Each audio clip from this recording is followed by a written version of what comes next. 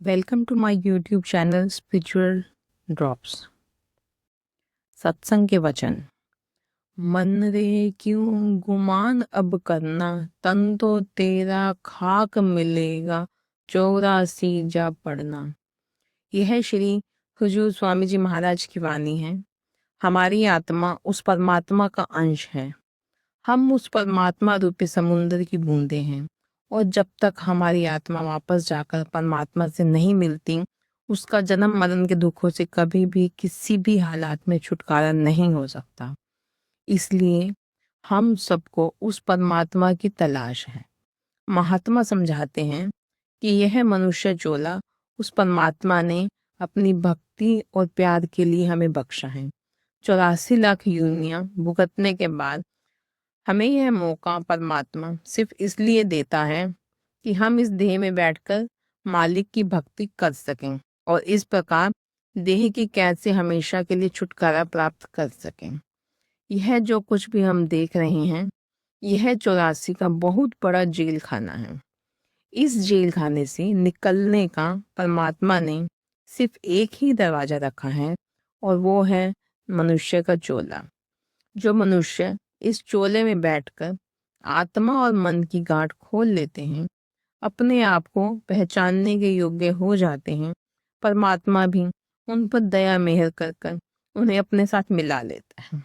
परंतु अगर मन के अधीन होकर इंद्रियों के भोगों में फंसकर दिन रात बुरे व खोटे कर्म ही करते रहेंगे, तो इन कर्मों का नतीजा हमें बार बार इस 84 के जेल खाने में आकर भुगतना पड़ेगा।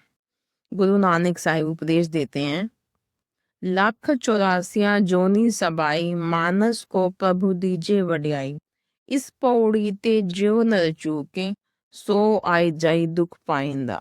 परमात्मा ने सारी दुनिया की रचना करके इसे 84 लाख जूनों में बांट दिया है। बड़ाई किसे बख्शी है? मनुष्य चोले को बड़ाई बख्शी है। यह सीढ़ी का आखिरी डंडा है। अगर पैर फिसलेगा तो नीचे गिरोगे, और अगर मालिक की भक्ति करके मालिक से विशाल कर लेंगे, तो वह हमें अपने साथ मिला लेगा और फिर विछोड़ नहीं होगा। अगर परमात्मा को भूलकर मन के ताबे होकर दिन रात बुरे और खोटे कर्म करते रहते हैं, तो इस सीढ़ी से नीचे गिर जाते हैं, अर्थात मनुष्य के जन्म से वापस नरकों में जाना पड़ता है, निचली योनियों में जाना पड़ता है, जिनमें से पहले ही बड़ी मुश्किल से निकले थे। गुरु रामदास जी समझाते हैं, काया नगरु नगरु है, नीको विच सौदा हरि रस कीजिए। अर्थात हमारा शरीर एक बहुत सुंदर नगर है, इसमें बैठकर हम हरि का सौदा खरीद सकते हैं। ऐसा और कोई भी चोला नहीं है जिसमें बैठकर हम यह सौदा कर सकें। मनुष्य का शरीर ही नाम रूपी दुकान है।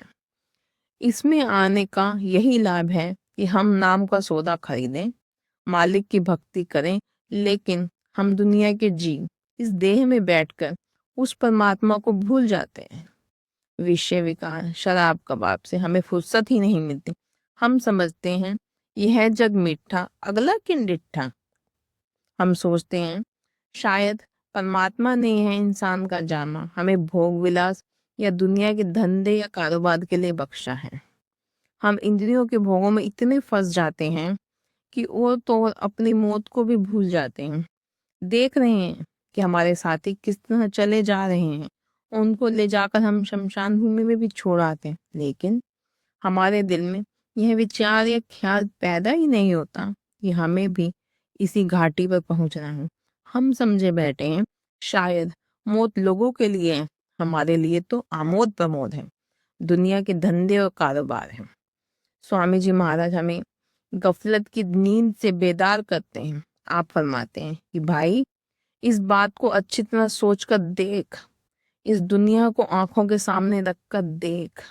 मौत के बाद तेरे सब यार दोस्त बहन भाई इकट्ठे होकर तुझे उठाकर शमशान भूमि में ले जाएंगे, और जिस देह का तू इतना मान करता है, जिस पर तुझे इतना नाज है, उसे आग के सपुर्द कर देंगे या मिट्टी में दबा देंगे। और जिस तरह अब लोगों की मिट्टी हमारे पैरों के नीचे रौंदी जा रही है, इसी तरह हमारी मिट्टी भी लोगों के पैरों तले रौंदी जाएगी। अगर हमारी यह दुर्दशा होनी है तो फिर मान किस चीज का करते हैं? क्या जवानी का क्रोध करते हैं? कभी किसी का बुढ़ापा नजर नहीं आया, धन दौलत का मान करते हैं? तो क्या कंगलों को कभी सड़कों पर ठोकरे खाते नहीं देखा? सेहत या अच्छे स्वास्थ्य का अभिमान करते हैं? तो क्या अस्पतालों में बीमारों की चीख पुकार नहीं सुनी? अतएव आप प्यार के साथ समझाते हैं कि मन में अहंकार नहीं करना चाहिए। कबीर साहब उपदेश देते हैं, लूट सके तो लूट ले, राम नाम नित लूट, अंतकाल पछताओगे जब तन जाएगा छूट। अर्थात जब अंत में इस देह को छोड़ते हैं तब पछताना पड़ता है कि हमने इस देह में बैठकर किस चीज को इकट्ठा किया, कौन सी चीज हमारा साथ देगी। जिनको सारी उम्र अपना अपना कहते थे, उन्हें एक पल में ही छोड़कर अलग हो जाते हैं।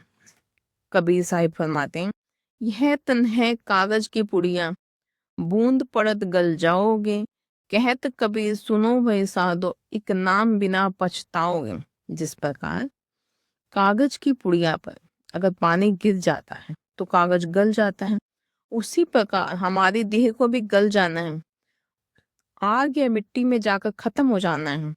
आखिरी वक्त में, मौत के वक्त में हमें पछताना पड़ना है कि हमने अमूल्य समय को व्यर्थ में बर्बाद कर दिया।